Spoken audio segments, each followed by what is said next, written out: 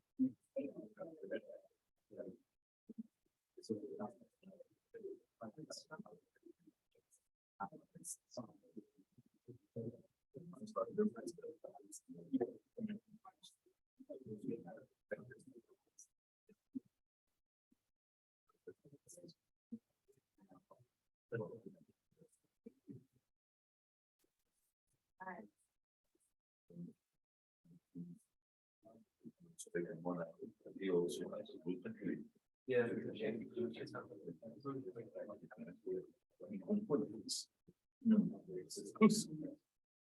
I think he used for Sutton for getting that against. What to say? Yeah.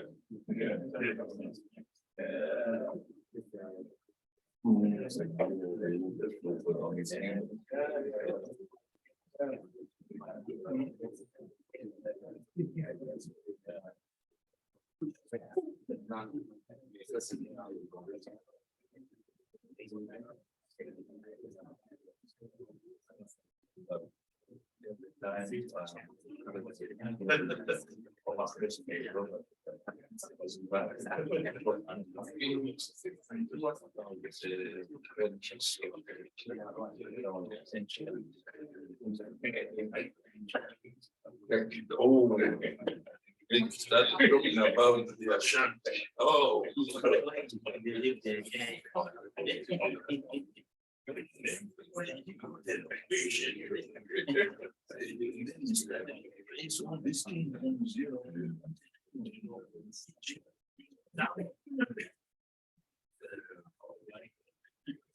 it's amazing stuff. People they never really discuss it.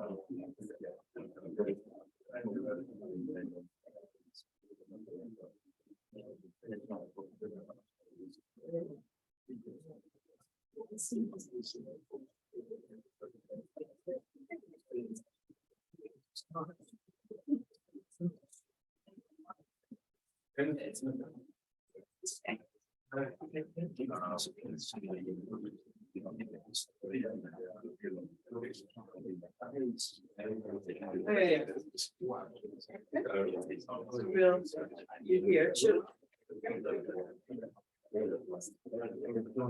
Yeah.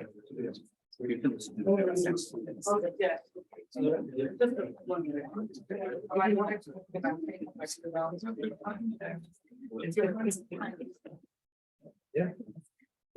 Sit down. Yeah. And sit with you. Thanks. Right, Arunma. Otherwise. Well, excellent. You sit down next to us. That's the name of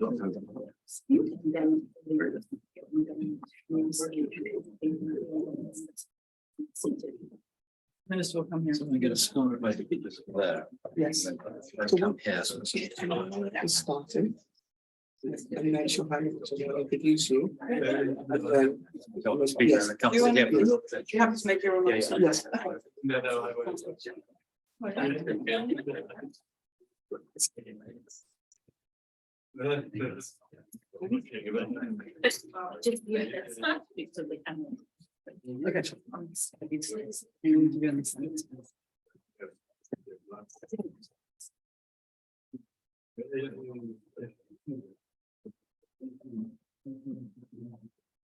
Good morning, everyone. I'm Laura Hammond, Pro-Director of Research and Knowledge Exchange here at SOAS.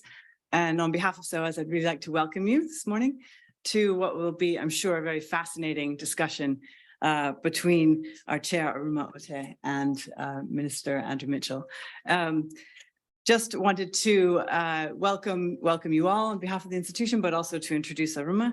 So Arunma Oteh is the chair of the Royal African Society and also a member of the Global Leadership Council at the Said Business School at the University of Oxford. She's going to be chairing, but also being in conversation a bit with the minister. So let me call her to the podium. Thank you so much.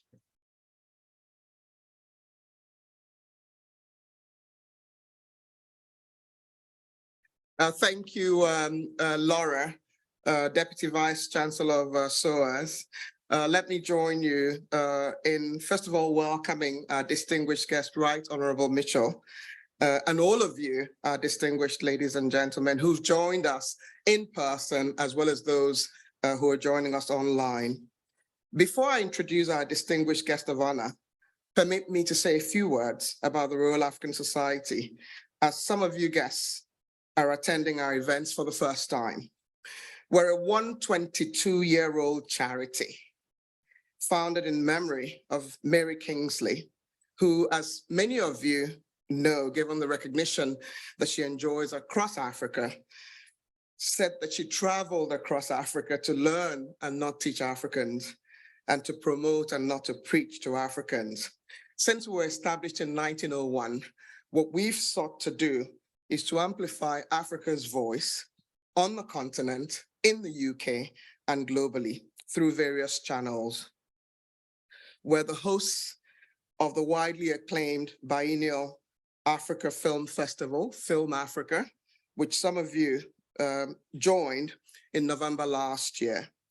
This year, we'll be hosting our biennial literary festival, Africa Writes, and this is at the end of September this year. So watch out for it because it's, I've seen some of the programming and we're going to have a very exciting few days.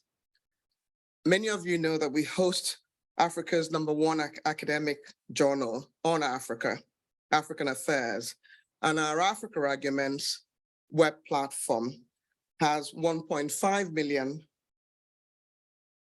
unique users, and that platform showcases the work of African journalists and other writers, bringing Africa's perspectives uniquely.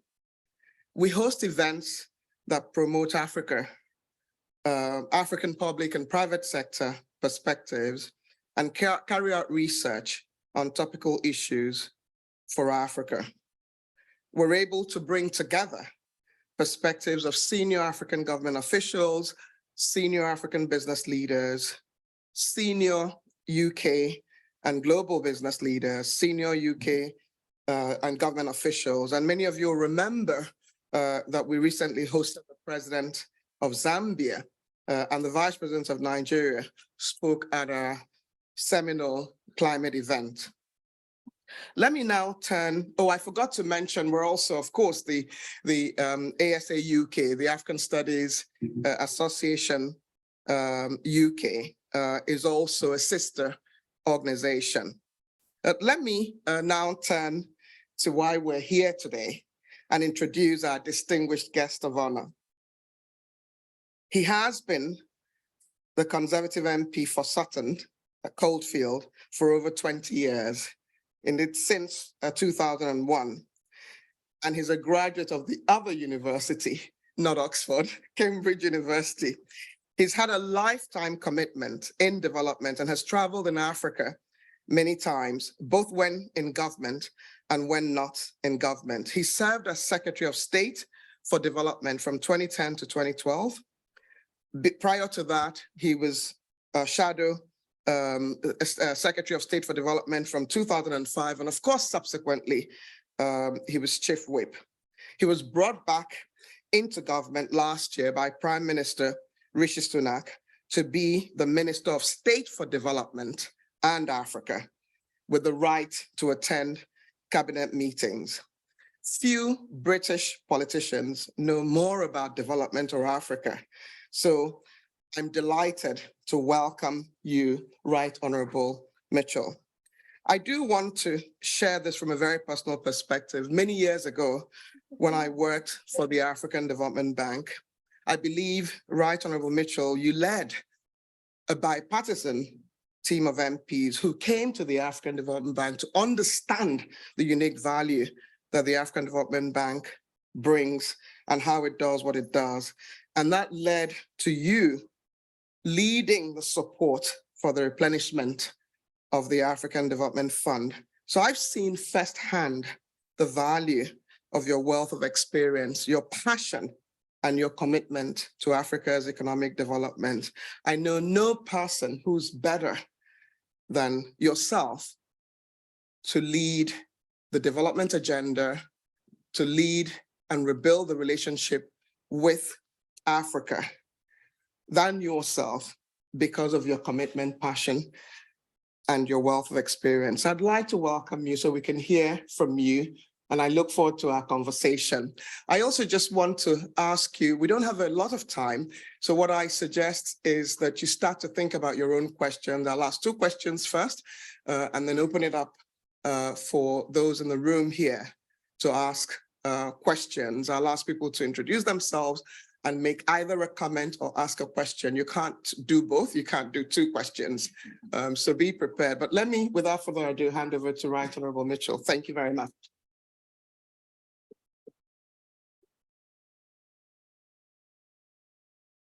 Well, thank you very much for that extremely kind and generous introduction. It is wonderful to be back in more or less the same job, although in a very different structure on development. And there are those who say that it's an example of life after death in British politics. That's good enough for me. But it's wonderful to see so many old friends in this audience, as well as people I've interacted, as well as Your Excellency and other excellencies here. Thank you very much indeed for coming. I'm conscious that today is a busy day, and I'm going to try and keep my remarks reasonably brief so that we can have more of a discussion. I sense that would be the wish of the audience. But let me try and focus very directly on the subject you've asked me to speak about, UK government policy towards Africa in terms of cooperation, investment, climate change, conflict, and Africa's role in the global institutions. So I will try and say a little something on all of these matters, and then we can perhaps flesh it out at greater length and in a slightly less disjointed way during our discussions. I have a very soft spot in my heart for both SOAS and the Royal Africa Society. When I was first the opposition spokesman back in 2005, I received an invitation from SOAS to come and speak to the SOAS Conservative Association. And intrigued to know what that might amount to, I went off to SOAS and I found a room with 3 people in it when I got there. So that was an interesting example, but I was then able to engage with SOAS, and we drew a huge amount of benefit in opposition when we were trying to craft a centre-right development policy from the thinkers and others at SOAS. And then in the Royal Africa Society, I was invited very generously to make a speech about what the opposition would look like when we were in opposition if we got into government. I remember that particularly because my very good friend, the former Labour left-wing minister, Chris Mullin, afterwards wrote a note saying, I think these Tories may have finally got it. So coming from a Labour member, that was a very good start. But that you can understand is why I feel a great affection for both organisations. Now, in terms of British development policy, we think we understand that there are two key things about development. You get there by many different routes, but the first is that development is above all about stopping conflict. We see this in all its ghastly terror in Sudan at the moment, but it's about stopping conflict, trying to stop it starting. Once it started, stop it, and afterwards reconcile people together. And when we were trying to work up a centre-right policy, we always focused on that as a key ingredient, that conflict is development in reverse. And the other thing is prosperity, building prosperity, trying to ensure that you're economically active. If you have a job, it's how in the developed world and the developing world, people elevate their economic and social condition by being economically active and having a job. And of course, what we've seen recently is 30 years of progress, maybe the greatest progress we've seen in history, from 1990 to 2020, brought up at the end of that to the hard stop of COVID and indeed the war in Ukraine. And somewhere between 70 million and 100 million people have been thrown back into poverty as a result of that. And along with those processes, we also have the mounting irritation, which I have seen in the 6 months that I have been back in office across Africa, irritation which I would sum up as vaccine access to vaccines, but also in the words of the Cameroon Minister for the Economy at the World Bank just a week ago, that the developed world has thrown £24 billion at the humanitarian situation in Ukraine and only 9 billion for the whole of Africa, including dealing with many of the difficult situations in the Horn of Africa to do with starvation. So I mean, that is the overall position we find ourselves in today.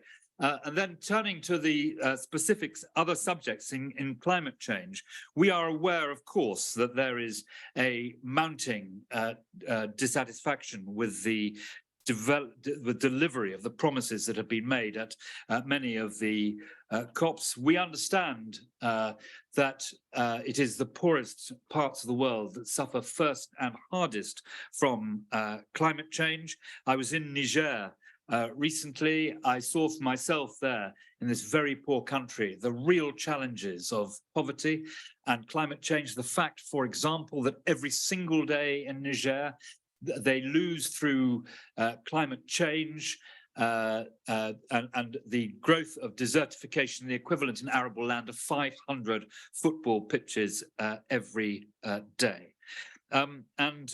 We have a commitment that we will contribute in Britain during this spending period, £11.6 billion towards climate change spending, and we need to ensure not only that we contribute this funding to these powerful purposes, but also that the projects and the work that this money would support would be this work is available to take place, that the projects and all of this is oven ready, and also that people can have access to this funding. I was very struck when I was in Somalia that in order to get through the gateway to be able to access international climate funding, it is extremely difficult, and therefore Britain has a particular importance on trying to add that expertise so that countries can actually get through those gateways. Of course, at the moment, we are very constrained in what we can spend. Everyone knows that the 0.7 is now at 0.5. In fact, it's at about 0.55, and we will return, of course, to the 0.7 just as soon as we can. And it is, in my view, the Bridgetown agenda championed by Prime Minister Mia Mottley of Barbados that the world should focus on and gather round, because this is how you turn billions into trillions. It's the use of the balance sheets of the multilateral banks. That is the way in which we will be able to lend far more and produce far more income. And of course, the link with the private sector. People forget that pension funds available for investment total something like $60 trillion. And we've also seen through our own transformation of CDC, now British International Investment, that the private sector, which is so important to this, working with others can generate enormous amounts of funding for successful projects. And we've seen also them investing in ports in Somalia, a very good example of the intrepid and adventurous nature of this organization, which deploys patient capital and pioneer capital. And we will next year have the UK Africa Investment Summit.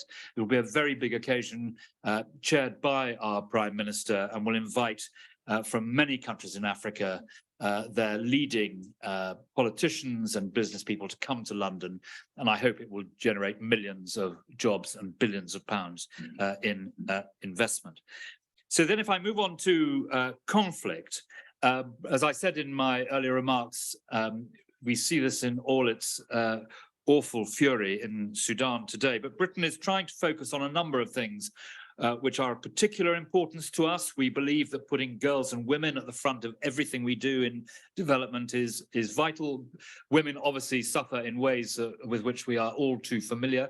They are absolutely horrific from conflict, and the work that my colleague Lord Ahmed and the British government have done on trying to stop sexual violence in conflict and protect women, I think is extremely important and also effective as well. And in terms of family planning, we have launched a number of funds which directly affect the availability of family planning. One recently across the Sahel, which we launched when I was in Niger. We have to remember this lesson, I think, which we've been slow to understand. When we put in troops in Mali, and the French do indeed beat back the terrorists as they did, there is no point in doing that unless you address the social and economic indices underneath. If all that people, particularly women, see are shiny soldiers driving around with shiny weapons in shiny vehicles, that does not bind them into the state. What binds them into the state is the state being a provider of basic services, whether you can get your children educated, whether you've got perinatal services, whether there is proper healthcare, an opportunity for advancing your social and economic condition. That's a very important lesson, I think, that was learned from Mali, that the one without the other simply doesn't work. Let me quickly say a word or two about food insecurity. We are going to focus this year, particularly, I hope, in a summit towards the end of the year on the issue of child starvation and malnutrition. We know that this year there are 72 million people in acute need. The Dakar 2 Feed Africa Summit, which took place earlier this year, I thought did a very good job on getting people to focus on all of this. And in particular, that we need to build in resilience to humanitarian relief. When we try to go, as we have now for 5 seasons, to help people in the Horn of Africa who are suffering from drought, in the spend that we make to help them, we need to build in resilience and climate adaptation as well. So the next time these natural disasters and weather events strike, there is greater resilience. For example, delivering water in water bowsers when you have a drought and people being very water insecure. We should always ensure that money is spent on retaining water and building reservoir capacity so that the next time the crisis is not so acute. Let me also say on food insecurity that we are working actively with various partners on co-financing. I think that will increase what we can do as an international community. in tackling all of this. And we need to do that because 82% of all the relief that took place in the Horn of Africa last year came from American support. And I don't think that is sustainable. Finally, let me just answer the question about partnership. This is a particular emphasis in terms of localism of Sam Power at USAID. I entirely agree with her about that. We have learned a lot of lessons in the last 25 years, from the time when the IMF would send in smart-suited men from the IMF to tell Africans how to solve their economic circumstances, which simply didn't work because these were not the prescriptions that were practical in Africa. We learned that the hard way, to the time when the World Bank was prescriptive about the way in which it said countries had to invest their money to deliver results. We know now that without partnership and real and genuine and equal partnership, none of these results will be obtained. And I want to emphasize that point. When I was in Niger, I announced slightly out of order that Britain would strongly support Africa having a seat at the G20, and that is now happening. And of course, in terms of partnership, we've been very clear that Africa should have seats on the UN Security Council, and Britain has said that both South Africa and Nigeria should do that. In terms of partnership and competition, there is a competition going on in Africa between the values that we hold and the values that China and Russia hold. I don't think I need to spend very long on the disadvantage of what Russia is seeking to do in Africa. And if the answer to any question in Africa is Russia, we need to have a very good look at what the question was in the first place. But China is different. There is a China development offer in Africa, which is appealing. But all I would say is that we believe, and this is the final point I will make, we believe that we have a relationship with the people of Africa and the people of the countries above all. China's relationship is nearly always with the elites. And we believe that the right and enduring relationship is one with the people. Ladies and gentlemen, I'm making a speech later this week where I'm going to try and tie together what Britain needs to do to reassume the leadership which we have had in the past. I will, in fact, be making this speech on Thursday at Chatham House, for which I hope you will forgive me. But I will then try to set out in some detail how Britain reassumes that mantle and drives forward both the aims of the SDGs and the aims we have through the COPs on climate change. I will try and assert that dealing with climate change and dealing with poverty are not two different endeavors, but that they are both two sides of the same coin. And I very much hope that we can reassert the core things which bind us to Africa, and I hope also bind us all together in the values that we share. That's a very quick romp over the exam question you sent me, but thank you very much.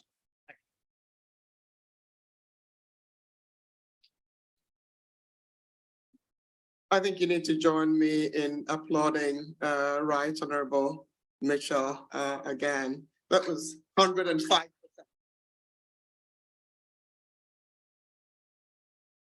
As people know, I often do. I'd like to take copious notes. I liked what you said about the essence of development is to stop conflict, and you explained that. You also said climate and poverty are the same sides, different sides of the same coin. You covered mobilizing the private sector, focusing on women and girls as a way to have resilience, food insecurity, the importance of partnership and the importance of partnership with Africans as you support Africa. You made some commitments on behalf of the global North, UN Security Council, G20 membership. Not so much commitments. But I was rehearsing a long-standing UK government policy. We do believe that the UN, as currently constructed on the post-Second World War facts of life, is well capable of being updated. But of course, it's a very complex issue, as you all know very well. Yes, I do. And sorry, I used the term commitment, but if it was just left to you, Africa would already have representation on the UN Security Council. So I hope that we at the Royal Africa Society and SOAS and others who agree with you can help continue to encourage others to come on board on something that you've been talking about for some time. You also talked about the competition of values. I haven't heard this said in this way between the UK's style versus Russia and China. I also just liked how pragmatic you were, and also how, I mean, you talked about the fact that the COP promises haven't been kept. You talked about the fact that we're now in the UK at 0.55% to GNI dedicated to development. And you gave some jarring stats. I like the Niger one. I think you said 500 football pitches every day. Every day, yes. Because I wanted you to confirm that it was every day you meant. I mean, that's like why it's really significant. I mean, it's jarring. That's why, yes, that's why it's terrific. I mean, the other, Niger was for me, was a very profound education. The president told me that in the region of the country he comes from, 52% of all girls are married by the age of 15. Oh my God. And mostly they are also pregnant, which I thought was one of the most horrific statistics I had ever heard.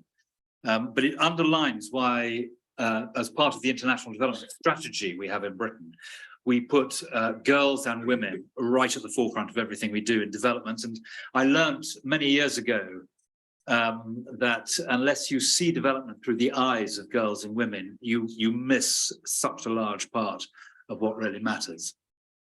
Wow, that's marble. And is it words on marble? Yes. You actually answered all the exam questions that I had for you. But maybe it'll be good for you to be more specific about Sudan. I mean, it's been in the news, like, for the last, since, for the last 10 days, literally. When I talk to various stakeholders, particularly Africans, they worry that part of why Sudan is where it is that the West focused on Ukraine and Russia and didn't really focus on some of the things that were going on. And then now it's come to a head. We're running to try and solve Sudan. And there are other conflicts happening on the continent. So if you can be more specific about your guidance, first of all, the UK is planning, but more general guidance about how we bring some of these conflicts to an end and have the UK focus a bit more generally and not when something is gotten out of hand.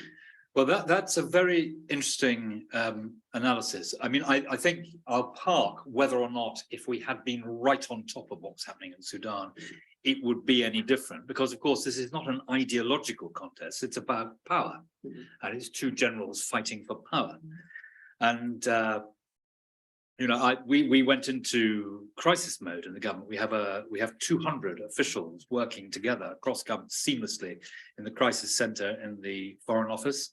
And that's been the position now for nearly a week. And in the last week, I've spent 2 nights working on this. And indeed, we had a meeting at 3:15 in the morning, chaired of Cobra a few days ago, chaired by the Prime Minister. And we've evacuated our diplomats and their dependents in a brilliant military operation yesterday morning. And thank goodness it worked as we had hoped it did, and we got them all out. One was delayed, but is now in Djibouti. We got them all out, and we got all the military, the soldiers who took part in it back as well.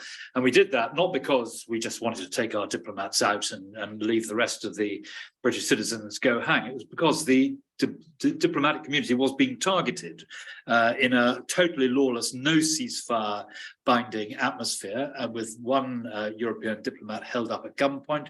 They were breaching the boundaries of their properties, and the British embassy was between the two lines who were fighting. So we took the decision. We had no choice. We had to take a very risky way to deliver what was essential. Thank goodness it worked.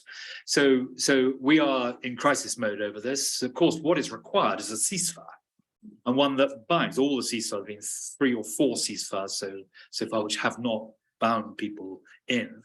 And what we need is a ceasefire. And every sinew of British diplomatic effort, including at the United Nations where we held the pen, is bent on achieving a ceasefire. But also we are looking at every single conceivable option to evacuate those of our citizens who want to leave. And we will continue to do that until the crisis eases. But you know, there's deep shortage of food and water, and the 5 humanitarian people have been killed. So there's an evacuation and an exit of key humanitarians when water and indeed food is running low. It could not be worse, actually. And we will do everything we can to make our contribution. And it's after 17 coups in Sudan. And after, I think it was 2019 that they did have a civilian government who was actually, it was led by a former colleague of mine at the African Development Bank, Mr. Haddock. I'm saying that they've just, I mean, I don't know. I spoke to him at length on Friday night. I mean, what does he think about what they? Well, he is I think completely focused on getting back to the objective of negotiating and restoring civilian rule, and that must be the way forward. I mean, I used to march when we were in opposition against Bashir. I remember walking through the streets of St. James's by the Sudanese embassy chanting, "Send Bashir to the ICC." And indeed, when he was arrested, we thought for one glorious moment we might actually get him there, which would be a triumph for ending impunity and accountability. But that's some way off. But that's another case for your idea of having a more holistic approach to development and ending conflict. So it's another case. I'd like to switch to climate. You already shared some perspective, and I liked what you said, as I said earlier, around climate and development being 2 sides of the same coin. We are actually, as Secretariat to the All Parties Parliamentary Group on Africa, focusing the inquiry this time on Africa's energy transition. You know, we've done one on visas because it was a big issue for particularly researchers and others to get visas. We did an inquiry on including African studies into the education curriculum. So this time, with the guidance of the APPG, we're actually focused on the net zero strategy and Africa's energy transition. And I want to give a shout out to Afrexim Bank that has already given us some money for that. And if we have any other funders, we'd be delighted to get some money as well. But I liked what you shared around the fact that the promises are yet to be met. There's the issue of, you know, I think the issue of the $100 billion per year has been overtaken by loss and damage, but I haven't heard very much about loss and damage since COP27 in Egypt. But I'd like to hear from you what you think a just transition should be, which in my view is one that takes account of Africa's perspective, and how the UK can support African countries in focusing on a just transition. Very, very interesting points. I mean, firstly, I would say that, and you might say I would say this because money is very tight, but development, of course, is about an enormous amount more than money. And we do have an ability here to deploy technical expertise to help people get through the gateway. Because if you had a magic wand and all this money was available, there would not be a sufficient pipeline of oven-ready projects around the world to absorb it. And we need to focus on both supply and demand. I think that is particularly important.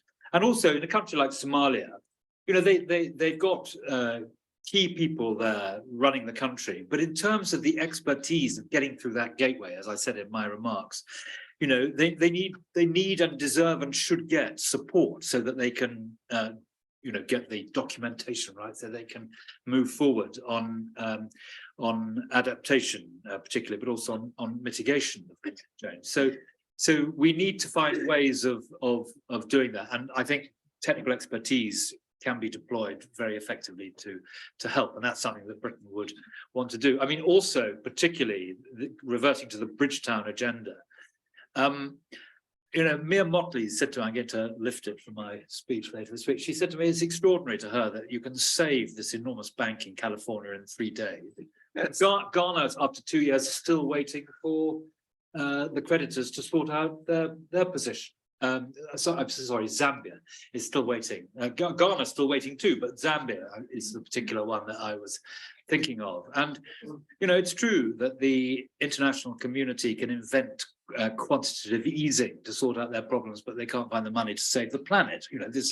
These seem to me to be a completely legitimate viewpoint. And the anger that you mentioned, and I tried to mention as well about, what is happening in Ukraine and the impact that has on development in other parts of the world. The only thing I would say is I myself, I've always thought that loss and damage as a sort of fund I think there are handling issues with that, but for the purpose that it is not good enough for the rich countries to say that they had their industrial revolution, they were able to drive up the standard of living of their citizens through, coal and oil and all that flows from that. And that because of climate change, developing countries can't do that. That isn't good enough. And we have to factor that into the debate. Thank you. Now, I promised that I'd ask 2 questions and then hand it over to people in the room who may want to ask questions. And remember oh my God. So I'll take several questions. And I think it's because you're already doing a great job. So I'll take several questions at a time, and then hand over to Right Honourable Mitchell to respond. I'll start from my far left. And please introduce yourself, and 1 question or comment, and as concise as possible. My name is Lawrence Cockcroft. I'm associated with Transparency International. I would like to raise the issue of Rwanda in the following sense. We all know, and you're obviously very close to the point, that the repatriation to Rwanda of refugees is still very much on the agenda. When this was originally proposed, the government said that this is justified partly by reference to the fact that Rwanda has a good record on human rights. We now have a huge conflict in Eastern DRC, led particularly by MR23, and the Secretary of State for US, whom I'm sure you're in touch with, Antony Blinken, has said that that is an extremely bad blotch on the record of Rwanda, who should cease aiding the elements in M23 that it supports. A few minutes ago, you were talking about nascent conflicts. This sure is a nascent conflict, burgeoning all the time, and it's going to get much worse. So I think your remarks that relate to Sudan, which are entirely appropriate, also need to be applied to that mega conflict, which, as I'm sure you know extremely well, has already caused 600,000 people to either move or die. Thank you. There's a woman in the... Yes, please. Thank you very much. Thank you, Right Honourable Minister. Alice Moche, Botswana, and SOAS. I'm very interested to know what you believe equal partnership looks like, because you spoke about lessons learned, both through the COVID experience, as well as through development aid experience. We're seeing in Botswana that NHS is advertising for nurses. We're also seeing that private companies from the UK are traveling in Africa, actively recruiting our nurses from countries which have struggling health systems. Does that look like a move towards equal partnership? So the question is, what does equal partnership in development look like? Thank you. Thank you. There is another woman here. Let's go ahead. Thank you. Thank you, Right Honourable Andrew Mitchell. My name is Stella Okuzu. I run an Africa-focused consulting practice. My question derives from the statement you made about development being stopping conflict. And the first thing that hit me was, how about a different perspective of preventing conflict and such that the great work UK government has done would be more effective? I'll give an example. There are loads of examples. So for instance, the unemployment levels in Nigeria, as of 2020, we're about 33%. That is expected to rise to 40. So do we wait until there's another youth uprising to stop that conflict as opposed to addressing it now? Thank you. Thank you. We have the women are more, okay, there's a guy in the back, please. Yes, the one who's, yes, is looking back. Yes. Thank you. Hi, Elliot from G3, a risk consultancy focused on Africa. I wanted to ask about the reduction in the UK's overseas development budget. Do you think that's going to undermine our ability to bring influence to bear in the situation in Sudan? Thank you. Should we go through those things? So let me start with the last one first. I mean, it's a fact of life that we are spending less money now than we were before, but we are actually spending about the same amount as when I was last in government 10 years ago. And it was a very different atmosphere today. I think that is partly because of some of the other decisions that have been made. But the way in which we're seeking to tackle this is by finding other multipliers. Often they don't score against our ODA targets, but let me just mention three. We do some co-financing. We did some co-financing in the Horn of Africa on humanitarian relief, and we are going to do much more of that as well. That bulks up the funding that for things that Britain is trying to leave. That example is in the humanitarian space. But if you look, for example, at the Africa Development Bank, we've developed this very successful way of helping the bank keep its AAA status, while also being able to lend more by the provision of guarantees. And Britain has provided, I think, $2 billion of guarantees for the Africa Bank, which then means that they can lend on rather more than that. So that's another multiplier. And the third one I would mention is insurance. Insurance money. You can't obviously insure against a drought in Somalia next year, but what you can do, the insurance market will always be interested if you're insuring against an atypical series of weather events, and they will insure for that. And we've now got very substantial sums of money, both in the Caribbean and in Africa, which are being paid out as a result of that route. So there are multipliers we can bring to bear, and it is what it is on the cut in the 0.7. We managed to get £2.5 billion out of the Treasury to help us because of the amount that is spent under the OECD DAC rules in respect of first-year asylum costs. But I hope that will give you some encouragement that we're not just sitting wringing our hands, we're actually trying to get on with it. On what Dela Kusa said about stopping conflict and prevention, I completely agree. When I say stopping conflict, I mean everything to stop actions which lead to conflict. And that clearly includes all the things you've said. And I think what you say is absolutely correct. Alice asked about equal partnership and nurses in Botswana. I introduced a bill as a backbencher last year, which said if ever we pinch a doctor or nurse or a clinician from a developing country, we have a duty to pay from the development budget for 2 replacements for that person that goes. And this is a live issue in government. What the government would argue is that many of the people who come to this country as doctors and nurses stay here for 2 years, maybe a little bit more, but they add to their training and they then go back to their country. And that seems to me to be an entirely sensible approach.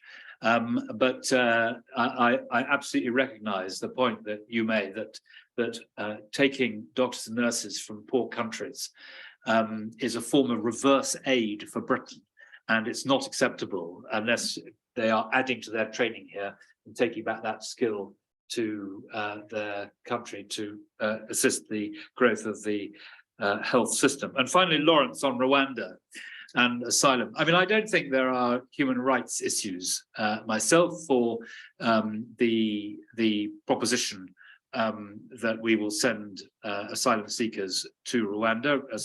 Rwanda has an enviably good record in helping people, for example, caught off the coast of Libya, bringing them there and giving them a new life. And there are people who have spoken about the impact of being offshore and trying to get to Europe, coming back into Africa and being looked after and trained in Rwanda. And I don't think there's anything wrong with that. When I was not governed by collective responsibility and was criticizing the scheme, I was criticizing it not on the Rwanda end, but on the grounds of cost.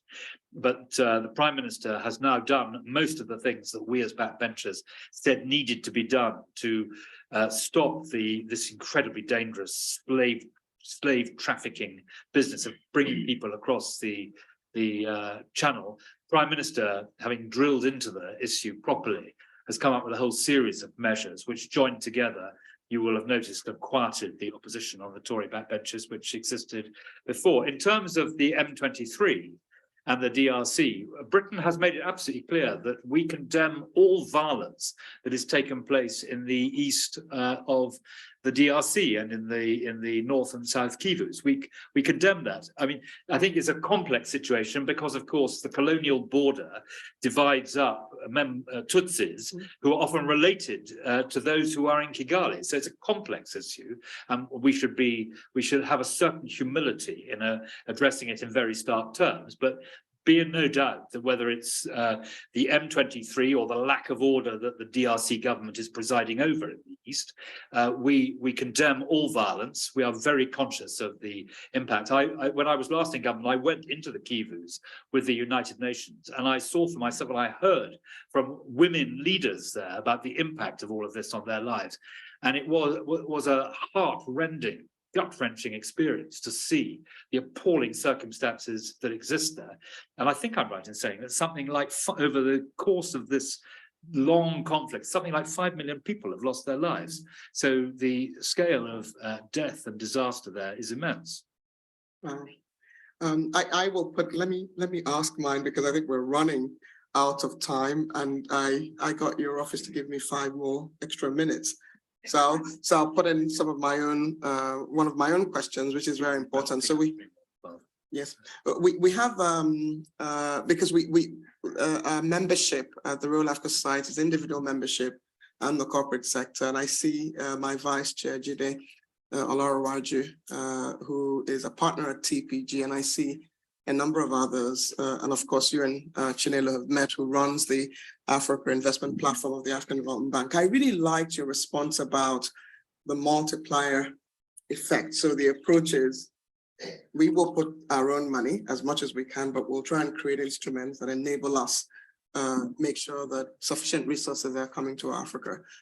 If I was a private sector person and you were making the case on Africa, what is the case that you'll make?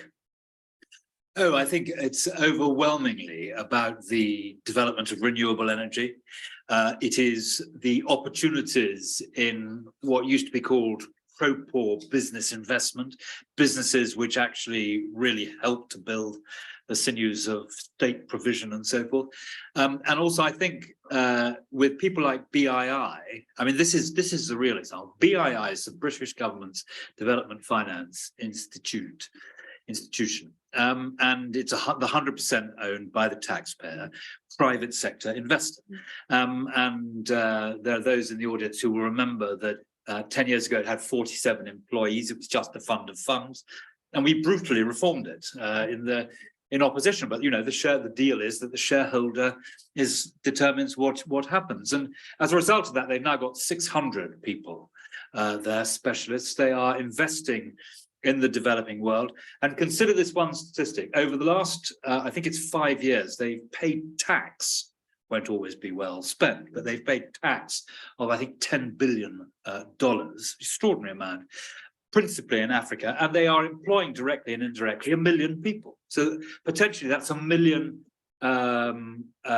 homes families with food on the table, and they're investing in a port in Somalia. I mean, which is quite a ballsy thing to do. So their example, providing, as I said, pioneer and patient capital, it's the pioneer point, and I believe the private sector should follow that. And with the UK Africa Investment Summit next year, there will be a strong opportunity for them to engage with entrepreneurs and business people and politicians from Africa and in the UK to drive forward that initiative. I think it's very. I remember that Andrew Skipper on our council, Nick Westcott, our CEO, and I were at the relaunch of their strategy with you at the London Stock Exchange. I believe it was in November 2021. I've been fascinated by what they've done. I'm on the board of FSD Africa, Yes, the financial markets deepening agency. So that's another tool that the UK government has used to try and support patient capital, but also pioneering financial structures to help. So I'll take my next set. I'll start on this side. The man who's sitting in front. Oh my God, there are two men sitting in front. So him and then him, and then please go ahead. No, go ahead. Thank you, Minister Mitchell. My name is Ayo Adedoyin. I lead a diaspora NGO in the UK. And my question is that if conflict is development in reverse, would you say that the development is growing faster and outpacing what is a clearly escalating insecurity crisis right across Africa, particularly the Sahel and Nigeria? Be great to hear your comments. He had raised his hand first as well. Where are the women? Thank you so much. In this group, in this area. It's just a quick comment. Friday was Eid, and coincidentally, it was also the Queen's 97th birthday. I'd like to take this opportunity to give tribute to the great work that she's done, and also to look forward to a partnership with the UK and look forward to the coronation of the King in the summer. Thank you. Thank you.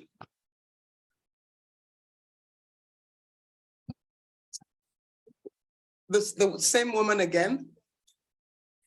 No, Alison is, okay, sorry, yes, please go ahead. Yes, thank you. My name is Elizabeth Uwaifo. I'm a lawyer. I run a Africa-focused legal consultancy. And I was quite interested and enthused to hear you say that the UK relationship is with the people of Africa, as opposed to China that appears to have a relationship with the elite. I think we would like to hear more exactly about how UK implements its strategies in this respect, because with a number of people from Africa, they are really struggling with self-determination and ensuring that their voices get heard and they run their governments in the way they think is robust and viable. Example comes from recent Nigerian elections, where a number of Nigerians are thinking that their voices haven't been heard. So in this respect, I think Nigerians will really, and other African countries, will want to hear how the UK invests in relationship with the people of Africa. Thank you. Sorry, the gentleman in the back. Yes, but Nico needs to take the, because I'm trying to maximize the time that I have left. While you go ahead, please. Thank you very much. My name is Mohammed Emersi and I chair the Emersi Foundation. The question I had is not one that was in the exam question, but it's an important question and it'd be useful to have Andrew Mitchell address it. And this is the question of corruption. And on corruption, we have now seen the UK assume a very assertive position to using sanctions against Russians that were supportive of the Putin's regime. And so the question I have is that there has been so much stakeholder abuse in Africa, both in terms of corruption, in terms of human rights abuse.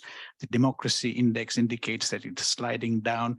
before the Africa Summit, is there any plans to use the tools of sanctions to go after stakeholders that are engaged in corruption? Because that will show a real intention of the UK to clean up the act there and permit for clean business to be engaged in. Thank you.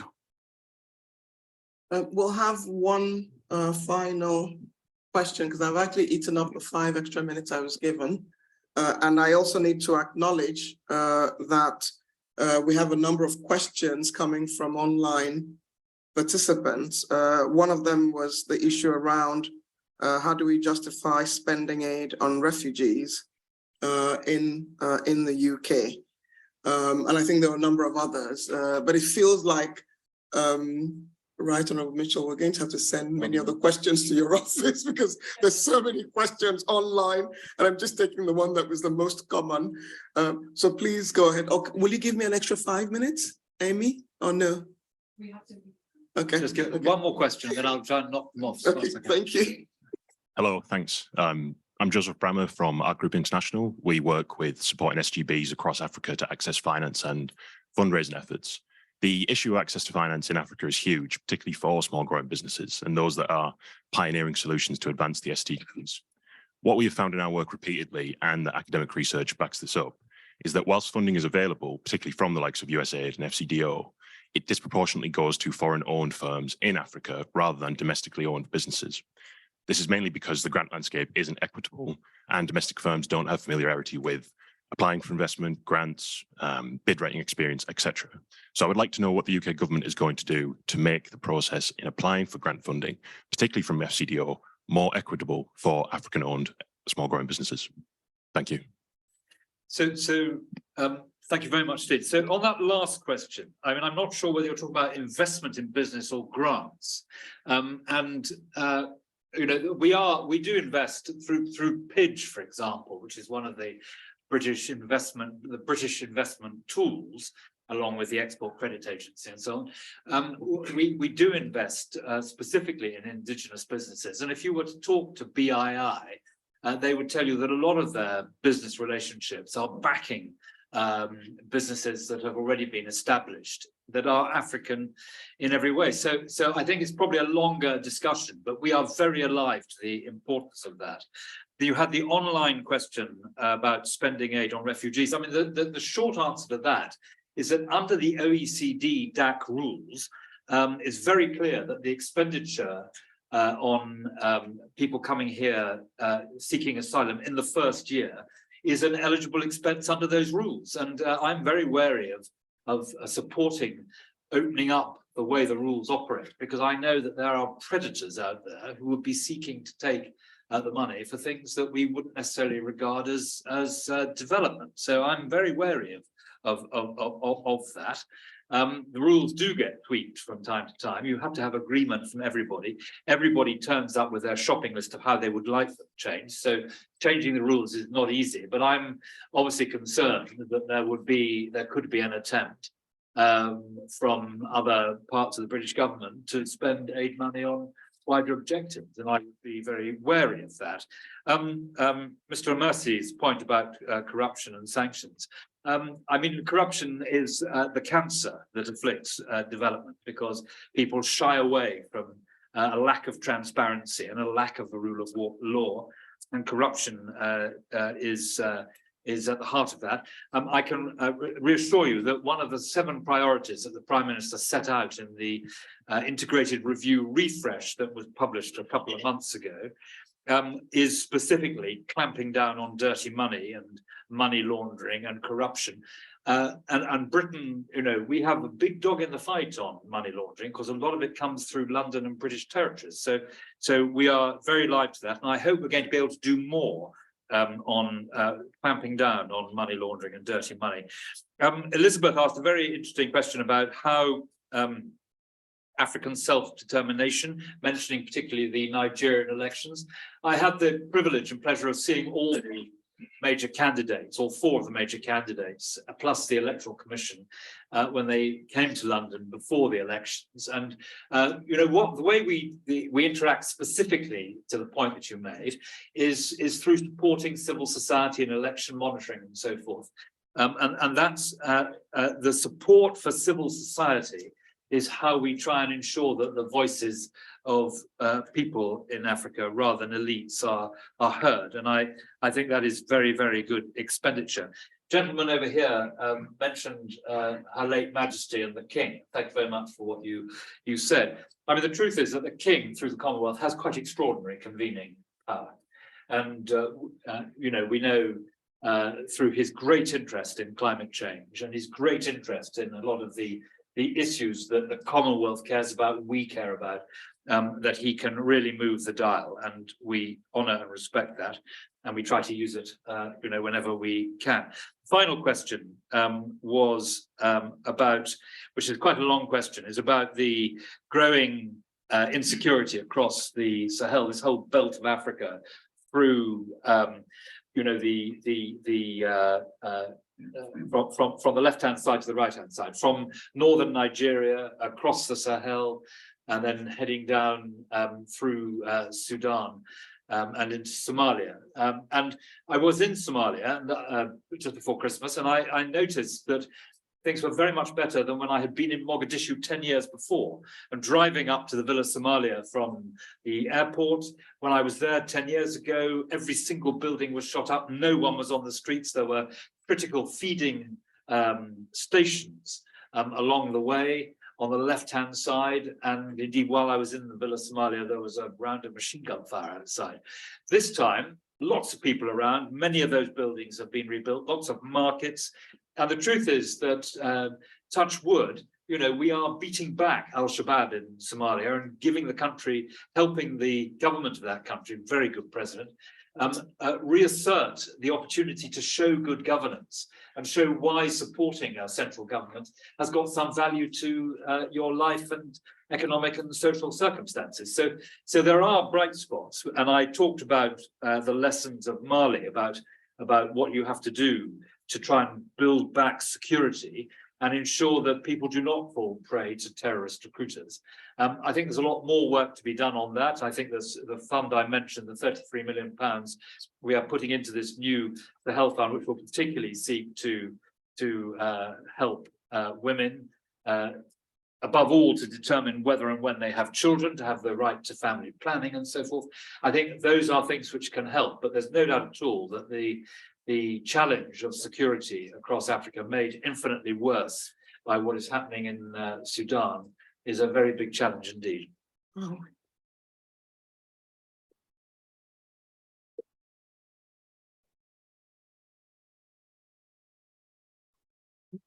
I'd like to just say a big thank you to you. You're very sacrificial in how you do your work. And I hope that everyone in the room and online has observed what I observed when I first met you many years ago, which is that you want to make sure you have all of the right information to do your work.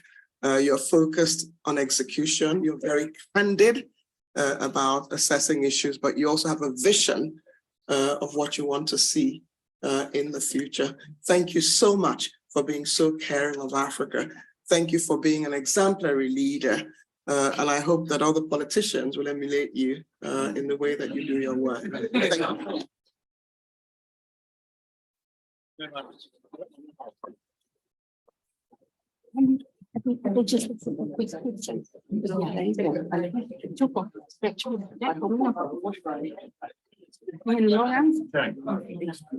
Can